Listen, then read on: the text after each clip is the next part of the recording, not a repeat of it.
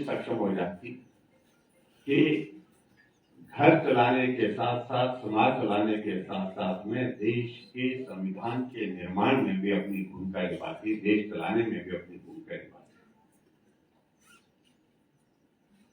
लेकिन कानून ला करके इस व्यवस्था को मजबूत करने की दिशा पे जो कदम इसलिए उठाया गया कि अभी उस प्रकार की परिस्थिति नहीं है, तो ये हमको संविधान के अंतर्गत जो है कानून में बदलाव करके, परिवर्तन करके इसको सुनिश्चित करना है।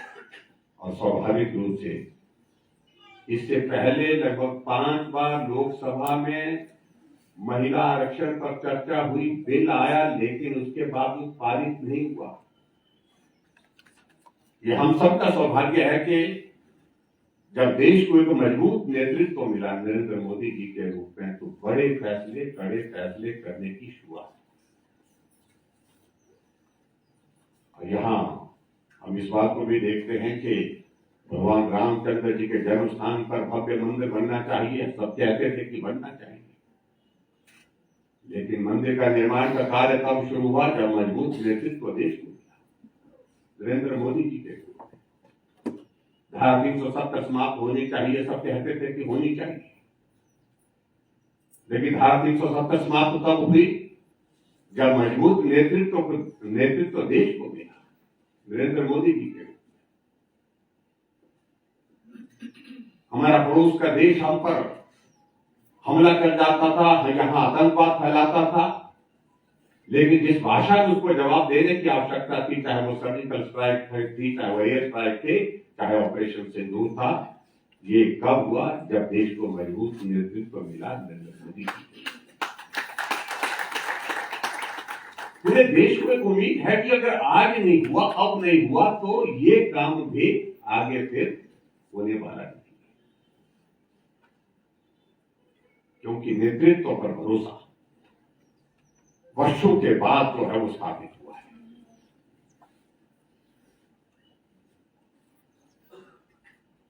इसलिए नरेंद्र मोदी जी हमेशा इस बात को लेकर के कहते थे कि ये करना है और करना ही है।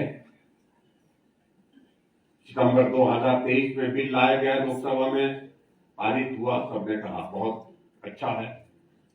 राज्यसभा में बिल आया, पारित हुआ,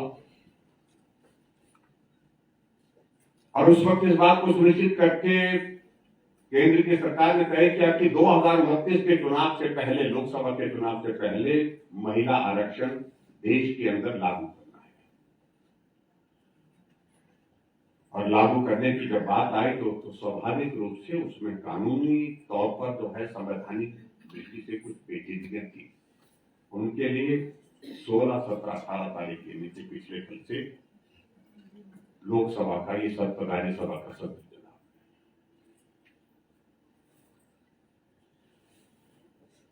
परिस्थितियां अलग तरह की हैं। उस वक्त जब 2023 में ये बिल पारित करके लोकसभा में, राज्यसभा में लाया, तो उस वक्त विपक्षी दलों ने एक स्वर में कहा था कि इसको जल्दी लागू करना चाहिए, अभी लागू करना चाहिए।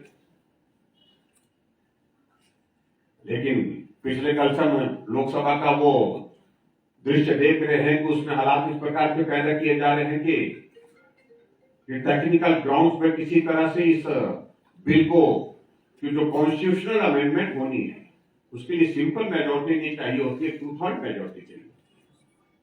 और 2/3 मेजोरिटी में बहुत सारे दलों का सहयोग लेना पड़ेगा, और इस कारण से उनको लगता है कि अगर हम इस बिल को रोकना चाहें तो रोक सकते हैं, विपक्ष के लोग। मैं समझता हूं ये बहुत दुर्भाग्यपूर्ण है। बहुत इतिहास इस बात को जो है माफ नहीं करेगा। जो इस बिल का अब विरोध करेंगे, मैं समझता हूं कि उनको इस बात को समझ लेना चाहिए कि इसका परिणाम अच्छा नहीं।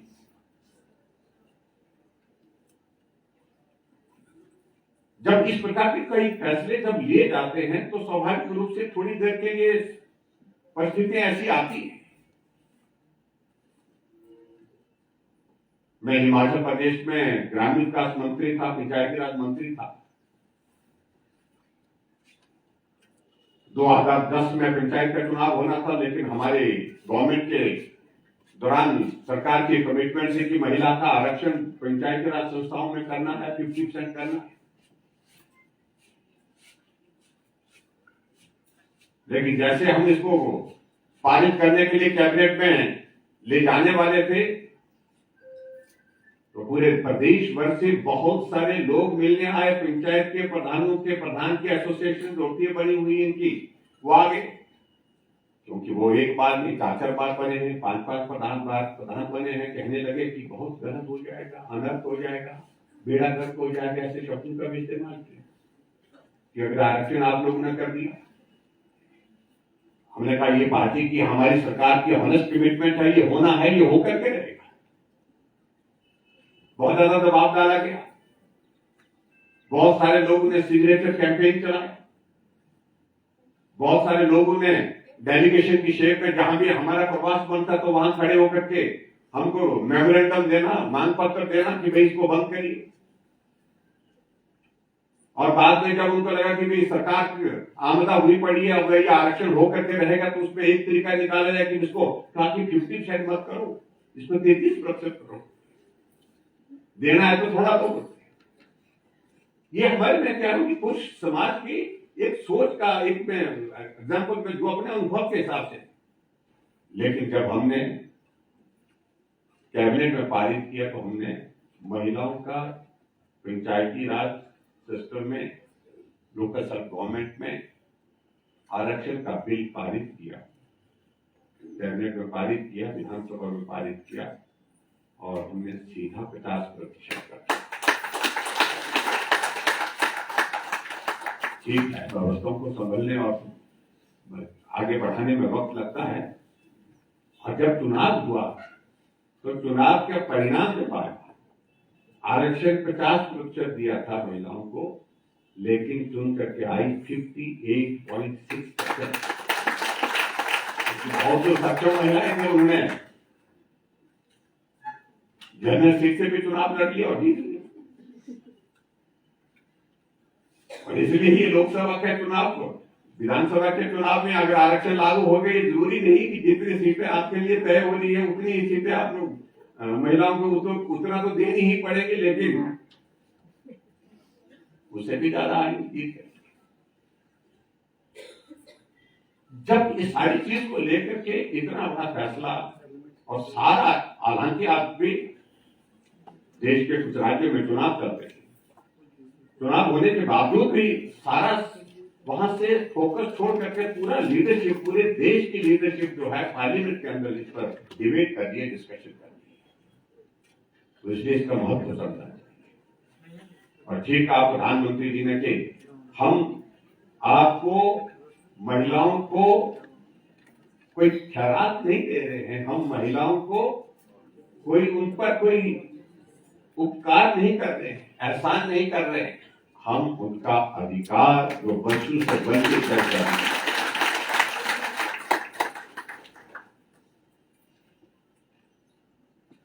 अभी हमारे समाज में बहुत सारी चीजें हैं, बेटियों के बारे में, हम बेटियों की बात करते हैं तो बहुत चीजों को लेकर के कई बार हमको सोचना पड़ता है। हम बहुत आगे भी निकल गए हैं, लेकिन बहुत आगे जा करके भी जब मुड़ करके पीछे देखते हैं तो हम देखते हैं कि बहुत कुछ ऐसा टूट गया है जो ठीक करने को अभी।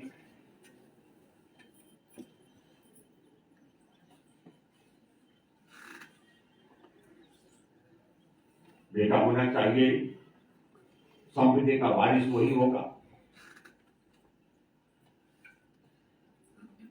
हमारी पार्टी के साथी ने हमें निमंत्रण दिया, कार्ड छाप करके कहा कि भी आपको आना है।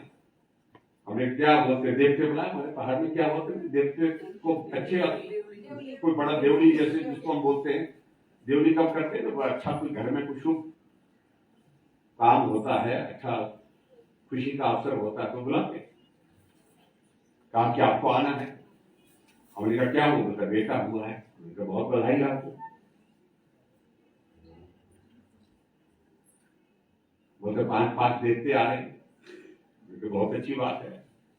बोले 4-5 हजार लोग होंगे, बोलते धाम होगी, बोलते उसमें आपने आना, जरूर आना। जरूर आएंगे।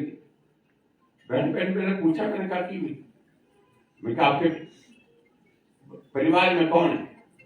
बोलते जिससे पहले 4 बेटी है। 4 बेटियां हुई, 4 बेटी के बाद 5वां बेटा हुआ।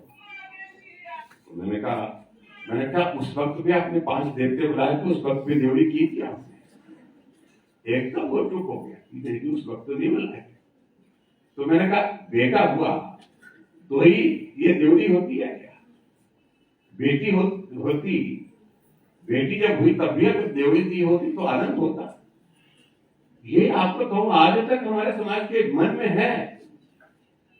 आप इस बात को मानो से ना मानो, बेटा होना चाहिए। अब मैडम मल्होत्रा जी ने बहुत अच्छी बात कही यहाँ पर कि 2 बेटियां, जिनके पिताजी की 2 बेटियां हैं, ये 2 बहनें हैं, और बहुत सारे लोग उनका कि काहे को कारोबार कर रहे हैं, किसके लिए कारोबार कर रही है, बेटी तो चले जाए। ये सोच में हमारे बैठी होती बात कि बेटी तो चले जाएगी, पढ़ाई भी कर लेगी, उसके बाद शादी होने के बाद जो है वो इसलिए किस लिए कमाना, किस लिए कारोबार करना, किस लिए सारा ये मेहनत करना। अभी तक ये समाज के जहन में ये सारी चीजें पूरी तरह से नहीं निकली, इसके लिए निकालने के लिए आवश्यकता है अभी तक। मैं तो स्वयं महसूस करता हूं, मेरी भी 2 बेटी है, और उस वक्त पहली बेटी हुई तो कहने लगे कि कोई बात नहीं पहली बेटी है, तो तुमको क्या परेशानी है, जब हमें।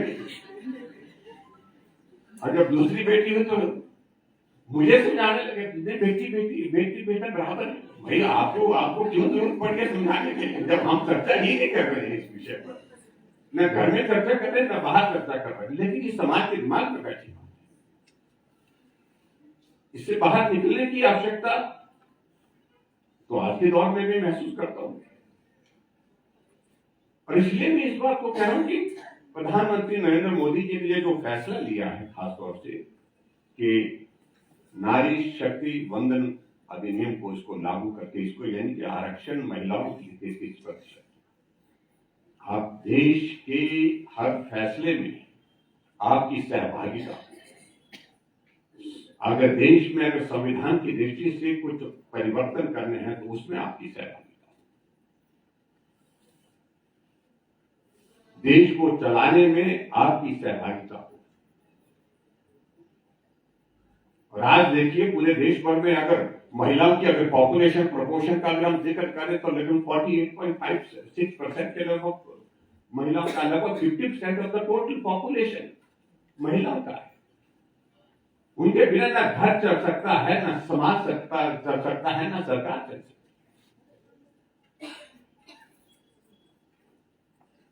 तो इसलिए सशक्तिकरण की आवश्यकता है। और पिछले कुछ अर्से से हम देख रहे हैं कि आप देख रहे होंगे कि राजनीतिक क्षेत्र में जब भी चुनाव आता है तो सबका फोकस, सभी पॉलिटिकल पार्टी का फोकस क्या होता है, महिलाओं का वोट कैसे दिया जाए। कुछ 1500 की गारंटी देते हैं जो एक स्वस्थ परंपरा नहीं है। क्यों देते हैं? पुरुषों को नहीं क्यों नहीं दिया? कुछ तो है ही है कि महिलाओं को वोट लेना है, एक आप में डिवीजन क्रिएट करने, एक इस तरह का। और ये प्रचलन आपको तो में एक दल में नहीं बहुत सारे दलों में, और एक राज्य में नहीं बहुत सारे राज्यों में शुरू होते होते कहां पहुंचे। जब मैं मुख्यमंत्री था तो उस वक्त मेरे सामने भी इस बात को लेकर कहा कि उन्होंने गारंटी दे दी तो आप भी दे दो। मैंने कहा गारंटी देने की आवश्यकता नहीं, उनको सशक्त करने की आवश्यकता है। हम लालच दे करके, प्रलोभन दे करके नहीं, मातृशक्ति का आशीर्वाद चाहिए, उनका सहयोग चाहिए, उनका समर्थन चाहिए, और वो प्रलोभन दे करके, लालच दे करके नहीं। इस बात को लेकर हमने फैसला किया। हालांकि एक बात चर्चा बढ़ते बढ़ते यहाँ तक पहुंच गई थी कि कर देते हैं, अगर वो 1500 दे रहे तो हम 2000 दे देते हैं, 2500 देते हैं। हमने कहा नहीं देंगे, फैसला लिया। परिणाम जो होना तो हो गया, कोई बात नहीं, लेकिन एक फैसला तो था।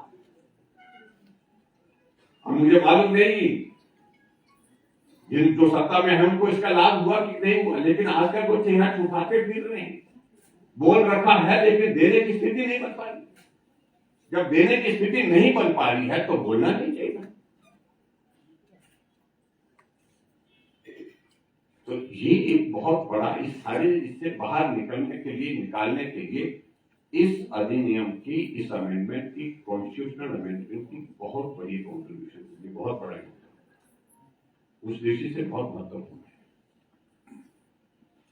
हालांकि जो परिस्थिति में देख रहा था पिछले कल में काफी देर तक उस डिस्कशन को भी देखता रहा, चलते हुए गाड़ी में भी सुनता रहा। जो विपक्ष के लोग जो इस बिल को वहां रोकने की कोशिश कर रहे हैं, जो सहयोग नहीं देना चाह रहे हैं, तर्क नहीं है उनकी बात में। क्या डाल दिया उसमें कि सेंसस पहला होना चाहिए, उसके बाद डिलिमिटेशन होना चाहिए।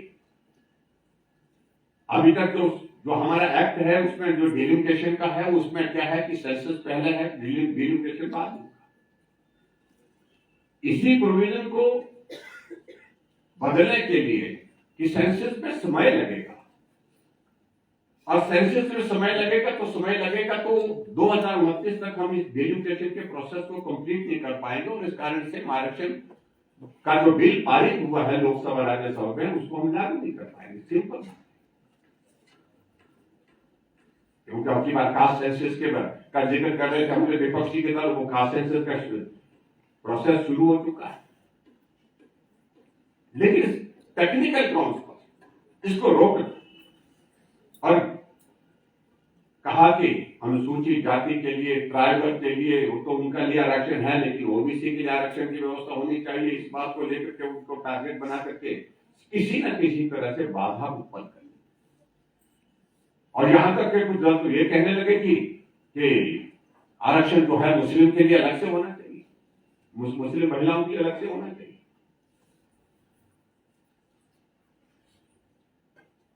अमित शाह जी हमारे जो केंद्रीय गृह मंत्री हैं, उन्होंने इस बात को स्पष्ट किया कि धर्म के आधार पर इस देश के अंदर आरक्षण की व्यवस्था न पहले थी, न आज है, न आगे होनी चाहिए। बड़ा साफ है। ये देश को बहुत बुरी तरह से प्रभावित करेगी। तो इसलिए हमारी पार्टी की ओर से तो कार्यक्रम का आयोजन करने के लिए ये बोला कि वे मंच पर जो है उन लोगों को बैठने का, बोलने का अवसर देना चाहिए जो समाज में एक्टिव होकर के, सक्रिय होकर के जो है महिला सशक्तिकरण की प्रतिमूर्ति है, यानी कि उनके लिए काम कर रही है, व्यावहारिक रूप से उनकी पहचान बनी है।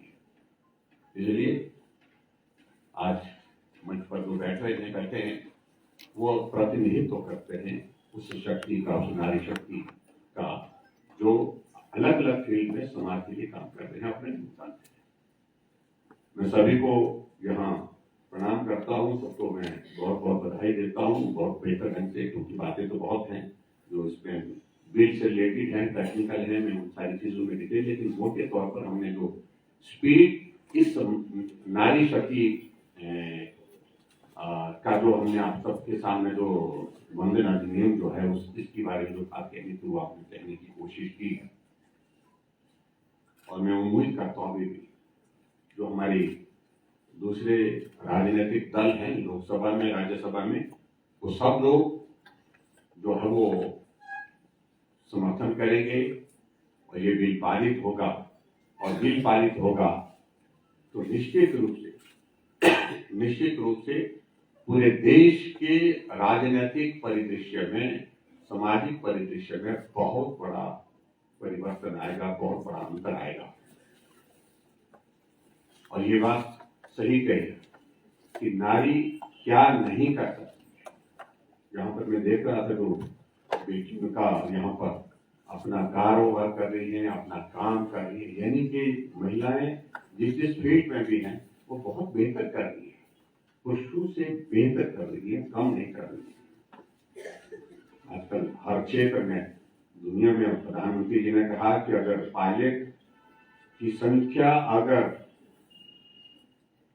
हम इसमें परसेंटेज के हिसाब से, प्रतिशत के हिसाब से, पॉपुलेशन के प्रोपोर्शन के हिसाब से अगर हम देखें तो भारत नंबर 1 पर है। पायलट महिला है, जहाज से आप जहाज में बैठते हैं तो वहां से जो है वो कॉकपिट से आप आवाज सुन सकते हैं, महिलाएं चला रही है, आप सुरक्षित उनके हाथ में। जबकि जब उड़ान भरता तो आदमी भगवान के हाथ में ही होता है, और पायलट के रूप में वो भगवान होता है, उनके हाथ में होता है। तो इसलिए ये बहुत सारी चीजों को लेकर के हम अपनी बात कह सकते हैं। और मैं उम्मीद करता हूं कि अच्छा होगा, बहुत अच्छा होगा, और खासतौर से आपके लिए बहुत अच्छा होगा। उसको बोल सकते हैं कि अच्छा वक्त आने वाला है, और वो ना सोचें कि भी आपके लिए कुछ खराब वक्त आ रहा है, लेकिन अच्छा वक्त जिनके लिए आ रहा तो हमारे लिए भी अच्छा होगा। इतना ही है ना कि अभी आप ड्राइंग रूम में बैठे होते हैं, लोगों से मिल रहे होते हैं, हमारे विधायक श्रीमान जी तो परिवार के सदस्य को कहते हैं कि आई पानी लाइए, है लोग मिलते हैं। उसके बाद थोड़ा सा बदलाव है, उस बदलाव के लिए हमको प्यार देना चाहिए, आप ये काम नहीं करना है। आवाज आएगी, आपको आएगी आवाज। तो मैं कई मजाक में कर रहा हूँ, लेकिन अच्छा है, सबके लिए अच्छा है। मैं अभिनंदन करता हूँ, स्वागत करता हूँ आदरणीय प्रधानमंत्री जी के इस दृढ़ संकल्प का। हम इसमें उनके साथ चट्टान की तरह खड़े हैं, मजबूती के साथ खड़े हैं, और इस काम को पूरा करने के लिए हम देवी देवताओं से प्रार्थना करें, और आने वाले समय में महिला सशक्तिकरण का एक ये